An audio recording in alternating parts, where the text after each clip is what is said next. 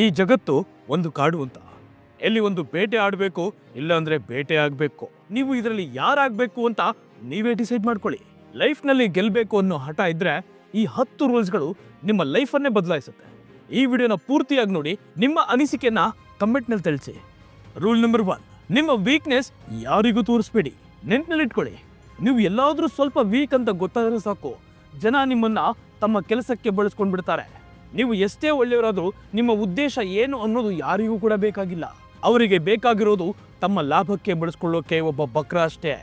ನಿಮ್ಮ ಕಷ್ಟನ ಎಲ್ಲರ ಹತ್ರ ಹೇಳ್ಕೊಂಡು ಕೂತ್ರೆ 90% ಜನ ಸುಮ್ಮನೆ ಕೇಳಿಸ್ಕೊಂಡು ಹೋಗ್ತಾರಷ್ಟೇ.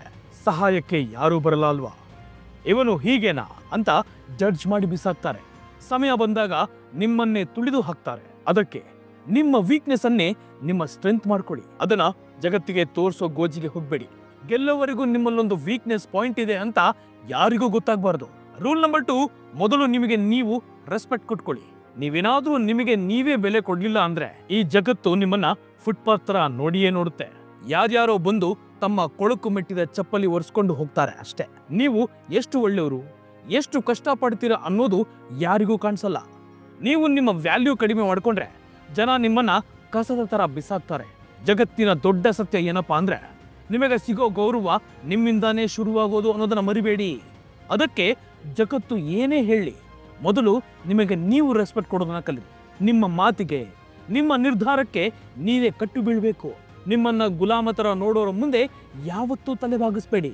ರೂಲ್ ನಂಬರ್ 3, ಸರಿಯಾದ ಟೈಮ್ಗೆ ಸರಿಯಾದ ಮಾತು. ಈ ಜಗತ್ತಿನಲ್ಲಿ ಮಾತು ಅಂದ್ರೆ ಬರೀ ಶಬ್ದಗಳಲ್ಲ ರೀ, ಅದು ಹರಿತವಾದ ಕತ್ತಿ ಇದ್ದ ಹಾಗೆ. ಸರಿಯಾದ ಟೈಮ್ನಲ್ಲಿ ಸರಿಯಾದ ಮಾತು ಆಡ್ಲಿಲ್ಲ ಅಂದ್ರೆ ಜನ ನಿಮ್ಮನ್ನ ಇಗ್ನೋರ್ ಮಾಡ್ತಾರೆ, ಕಾಮಿಡಿ ಪೀಸ್ ತರ ನೋಡ್ತಾರೆ. ಜಗತ್ತನ್ನೇ ಆಳೋ ಜನ ತಮ್ಮ ಮಾತುಗಳಿಂದಾನೇ ಆಟ ಆಡೋದು. ಯಾವಾಗ, ಏನು, ಹೇಗೆ ಮಾತಾಡಬೇಕು ಅನ್ನೋದು ಅವರಿಗೆ ಚೆನ್ನಾಗಿ ಗೊತ್ತು. ನೀವು ಸುಮ್ಮನೆ ಮಾತಾಡಿದ್ರೆ ಜನ ನಿಮ್ಮನ್ನ ಜೋಕರ್ ತರ ನೋಡ್ತಾರೆ. ಆದ್ರೆ ಯಾವಾಗ ನೀವು ಯೋಚನೆ ಮಾಡಿ ತೂಕವಾಗಿ ಮಾತಾಡ್ತಿರೋ ಆಗ ಜನ ನಿಮ್ಮ ಮಾತನ್ನ ಗಮನ ಕೊಟ್ಟು ಕೇಳ್ತಾರೆ, ಬೆಲೆ ಕೊಡ್ತಾರೆ. ನಿಮ್ಮ ಮಾತುಗಳನ್ನೇ ನಿಮ್ಮ ಆಯುಧ ಮಾಡ್ಕೊಳ್ಳಿ. ರೂಲ್ ನಂಬರ್ 4, ಸ್ವಾರ್ಥ ಇಲ್ಲದೆ ಇಲ್ಲಿ ಯಾರೂ ಇಲ್ಲ ಬಿಡಿ. ಈ ಸತ್ಯವನ್ನ ಎಷ್ಟು ಬೇಗ ಅರ್ಥ ಮಾಡ್ಕೊಳ್ತಿರೋ ಅಷ್ಟು ಒಳ್ಳೇದು. ಜನ ಸುಮ್ಮನೆ ನಿಮಗೆ ಸಪೋರ್ಟ್ ಮಾಡ್ತಾರೆ ಅಂತ ಅನ್ಕೋಬೇಡಿ. ಈ ಜಗತ್ತಲ್ಲಿ ಪ್ರತಿಯೊಂದು ಸಂಬಂಧದ ಹಿಂದೆ ಒಂದು ಸ್ವಾರ್ಥ ಇದ್ದೇ ಇರುತ್ತೆ. ಅವರ ಕೆಲಸ ಮುಗಿದ ಮೇಲೆ ನೀವು ಅವರ ಲೈಫ್ನಲ್ಲೇ ಇರೋದಿಲ್ಲ ಅನ್ನೋ ಹಾಗೆ ಬಿಟ್ಟು ಹೋಗ್ತಿರ್ತಾರೆ. ನಿಮ್ಮ ಹತ್ರ ದುಡ್ಡಿದೆ, ಪವರ್ ಇದೆ ಅಂದ್ರೆ ಎಲ್ಲರೂ ನಿಮ್ಮ ಹಿಂದೆ ಬರ್ತಾರೆ. ಅದೇ ನೀವು ಬರಿಗೈಯಲ್ಲಿ ನಿಂತರೆ ಯಾರೂ ನಿಮ್ಮನ್ನ ಮಾತಾಡ್ಸೋಕೆ ಬರೋಲ್ಲ. ಬುದ್ಧಿವಂತಿಕೆ ಇರೋದು ಈ ಆಟನ ಅರ್ಥ ಮಾಡ್ಕೊಳ್ಳೋದ್ರಲ್ಲಿ. ಬೇರೆಯವರಿಂದ ಏನಾದರೂ ಕೆಲಸ ಆಗ್ಬೇಕಾ, ಹಾಗಿದ್ರೆ ಅದರಲ್ಲಿ ಅವರಿಗೇನು ಲಾಭ ಅಂತ ತೋರಿಸಿ. ನೆನಪಿಡಿ, ಈ ಜಗತ್ತು ಸ್ವಾರ್ಥದ ಸ್ನೇಹಿತ. ರೂಲ್ ನಂಬರ್ 5, ಕೆಟ್ಟ ಮಾತುಗಳಿಗೆ ಸ್ಮಾರ್ಟ್ ಆಗಿ ಉತ್ತರ ಕೊಡಿ. ಯಾರಾದರೂ ನಿಮಗೆ ಟಾಂಟ್ ಕೊಡ್ತಾರಾ? ಬೇಕು ಅಂತ ಕೆಣಕಿದಾಗ ಏನ್ ಮಾಡ್ತೀರಾ? ಕೋಪ ಮಾಡ್ಕೊಳ್ತೀರಾ? ಹೌದು ಅಂದ್ರೆ ಅಲ್ಲೇ ನಿಮ್ಮ ಆಟ ಮುಗೀತು ನೋಡಿ. ಯಾಕಂದ್ರೆ ಕೋಪದಲ್ಲಿ ಯೋಚನೆ ಮಾಡೋ ಶಕ್ತಿ ಹೋಗುತ್ತೆ. ಆಗ ಎದುರಿಗಿರೋನು ನಿಮ್ಮನ್ನ ಸುಲಭವಾಗಿ ಸೋಲಿಸ್ಬಿಡ್ತಾನೆ. ನಿಜವಾದ ಬುದ್ಧಿವಂತಿಕೆ ಇರೋದು ಕೋಪದಿಂದ ಉತ್ತರ ಕೊಡೋದ್ರಲ್ಲ, ಬದಲಿಗೆ ಆಟನೇ ಉಲ್ಟಾ ಮಾಡೋದ್ರಲ್ಲಿ. ನೆಗೆಟಿವ್ ಮಾತುಗಳಿಗೆ ನಕ್ಕೊಂಡು ಎದುರಿಗಿರೋನು ಮತ್ತೆ ಮಾತಾಡೋಕೆ ಧೈರ್ಯ ಬರಬಾರ್ದು ಅನ್ನೋ ಹಾಗೆ ಉತ್ತರ ಕೊಡಿ. ರೂಲ್ ನಂಬರ್ 6, ತಾಳ್ಮೆ ಇಲ್ಲದಿದ್ರೆ ವಿನಾಶ ಗ್ಯಾರಂಟಿ. ಎಸ್, ಆತುರಗಾರನಿಗೆ ಬುದ್ಧಿ ಮಟ್ಟ ಅಂತ ಸುಮ್ಮನೆ ಹೇಳಿಲ್ಲ. ನಿಮಗೆ ತಾಳ್ಮೆ ಇಲ್ಲ ಅಂದ್ರೆ ನೀವು ಸೋಲೋದು ಖಂಡಿತ ಖಚಿತ. ಜಗತ್ತನ್ನ ಗೆದ್ದವರು ಸರಿಯಾದ ಸಮಯಕ್ಕಾಗಿ ಕಾಯ್ತಾರೆ. ಆದ್ರೆ ನೀವು ಬೇಗ ಬೇಕು, ಬೇಗ ರಿಸಲ್ಟ್ ಬೇಕು, ಬೇಗ ಸಕ್ಸಸ್ ಸಿಗ್ಬೇಕು ಅಂತ ಆತರ ಪಟ್ರೆ ಎಡವಟ್ಟು ಮಾಡಿಕೊಂಡು ಜೀವನ ಪೂರ್ತಿ ಪಶ್ಚಾತ್ತಾಪ ಪಡಬೇಕಾಗುತ್ತೆ.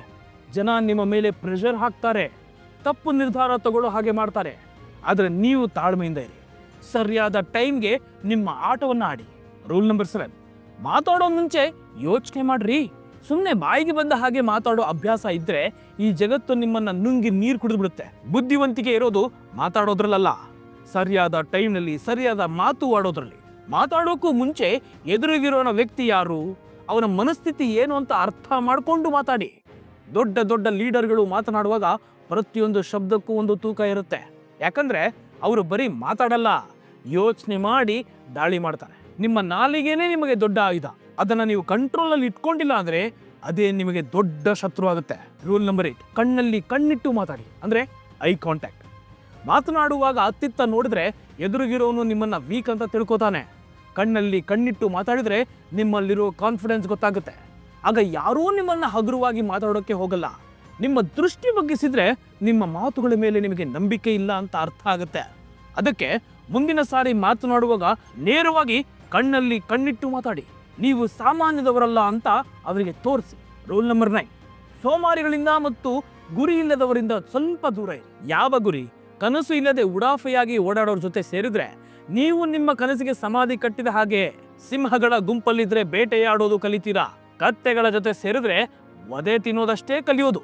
ನಿಮ್ಮ ಜೊತೆಯಲ್ಲಿರೋ ಜನಾನೇ ನಿಮ್ಮ ಭವಿಷ್ಯವನ್ನು ಡಿಸೈಡ್ ಮಾಡೋದು.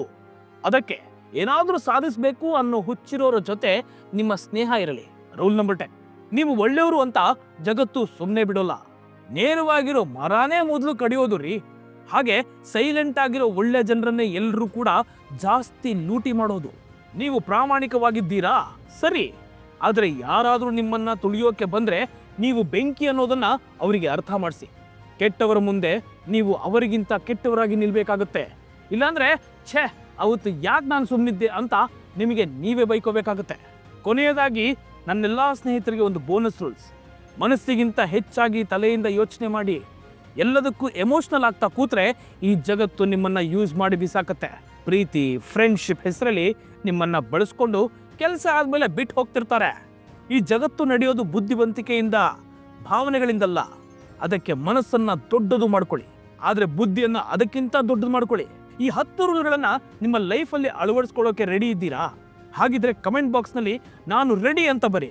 ಈ ವಿಡಿಯೋ ನಿಮಗೆ ಸ್ವಲ್ಪವೇನಾದರೂ ಹೆಲ್ಪ್ ಆಗಿದ್ರೆ ಖಂಡಿತ ಲೈಕ್ ಮಾಡಿ, ಸಬ್ಸ್ಕ್ರೈಬ್ ಮಾಡಿ ಮತ್ತು ಮತ್ತೆ ಇನ್ನಿತರರಿಗೆ ಇದರ ಅವಶ್ಯಕತೆ ಇದೆಯೋ ಅವರಿಗೆ ದಯವಿಟ್ಟು ಶೇರ್ ಮಾಡಿ.